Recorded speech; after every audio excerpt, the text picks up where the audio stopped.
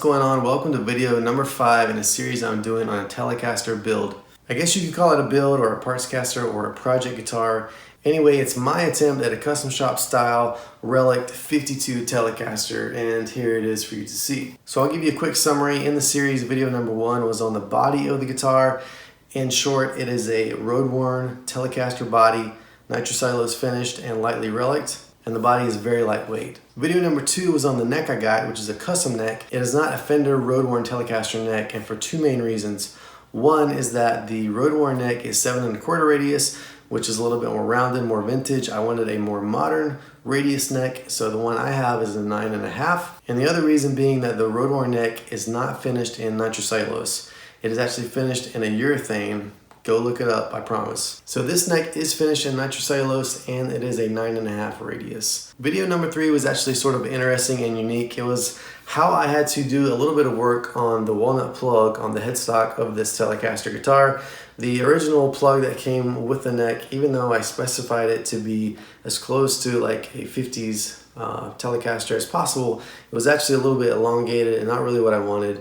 Not a huge deal, but I did some work on it before I put the coloring, the tint, and the nitro on it. So video number 3 is all about that. Video number 4 is about how I just had to touch up the fret ends of the neck to make them nice and smooth and worn in. And I did a little bit of rolling over on the edge of the fretboard just to make it more worn in and comfortable. Which brings us to video number 5. This is going to be a pretty short one. In summary, the headstock of the Musicraft Telecaster neck is obviously a Telecaster style. It's in the same shape as the Fender Telecaster. It is licensed by Fender so that they can get away with it, and it's pretty much spot on. But there was a slight difference in the shape of the headstock. I was able to kind of pick it out and notice it as I looked closer at the headstock.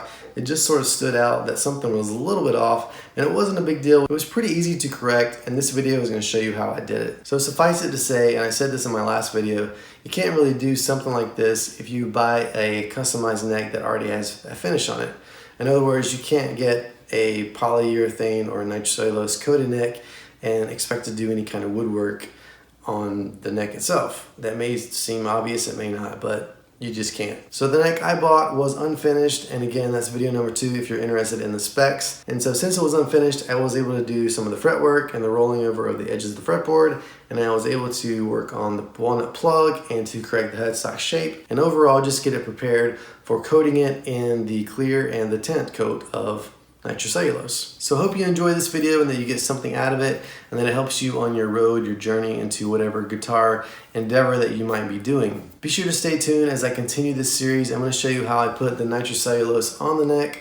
I'm going to show you how I installed the tuners and the decal and the string tree and all that good stuff, and setting up the guitar, bolting on the neck, which is sort of a scary thing to do. And then also how I kind of took the finish off the back of the neck and made it look kind of worn in. So all that is to come. Now let's get into how I actually reshaped the headstock of this Telecaster. Okay, now that I got my fret ends feeling pretty good and the fretboard edge rolled, there's one thing about this Musicraft neck that I noticed. Something seemed a little bit off on the headstock shape.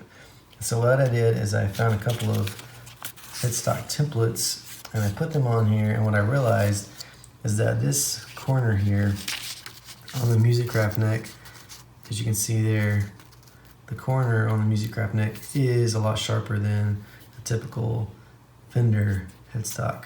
So this is one example, and these are different shapes a little bit. I'll show you what I mean, but this corner is generally the same thing. So just needs to be rounded off. So this one, here I'll show you sort of the difference. One of them is a lot fatter as far as the width. So the one on the bottom, as you can tell, I've got this edge here lined up, but as you can tell, this one on the bottom is a lot fatter, and they are a little bit different in length, but they're basically the same. But these widths differ. But again, this corner down here is about the same. So when I put these on my headstock, this fat one is way fatter than my headstock. You can't tell because it's down there, but if I shifted, here's sort of the shift I get from edge to edge. Now if I use this skinnier one, it's almost a perfect fit everywhere, but down here I've got some overhang of the paper. So that tells me that They actually took off maybe a little bit more than they should have down here. I don't know. What I'm gonna do is just kind of approximate with the wood I've got left, that more rounded shape. And I'm gonna do that, I'll show you how I'm gonna do that in a second. But just to tell you, this first one, the fatter one, I got these from electriccarol.com, and I'll try to put the link in the description below. But this first one is a Telesonic 90s thin line, American Series, American Deluxe, American Standard, Nashville B-Bender, or US Fat Tele. That's that shape. And then this other one I didn't print out all the templates, just ones I thought might fit.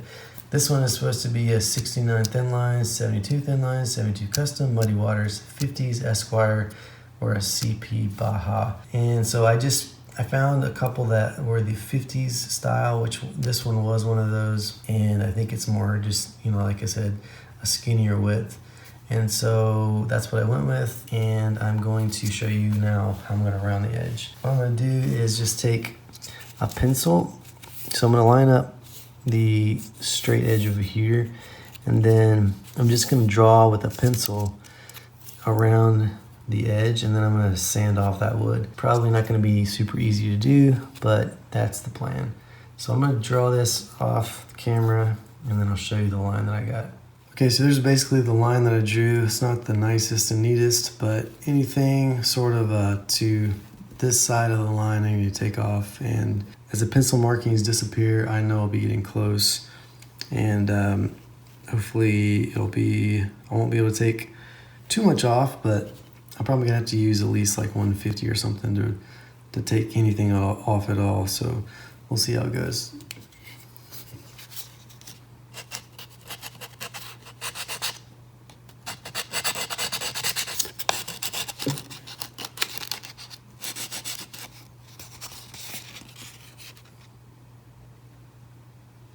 Okay, I think I've about got it now. You can see my pencil line has more or less disappeared. And just to show you the template shape on there, try to line it up there as best I can. Probably be best to show you the back, if I can do it. But you can see that the template is pretty much where the wood, my headstock is now following that template shape. I'm just gonna clean it up a little bit, round it off with some sandpaper by hand. I actually had to use some of these Harbor Freight files to really take off the material. I think the square one was the most helpful, just getting in there and getting it off just like that. But yeah, I'll go over it with some paper with my finger just to round it off some more. But I'm more happy with that shape of that corner. It looks more like a Fender now.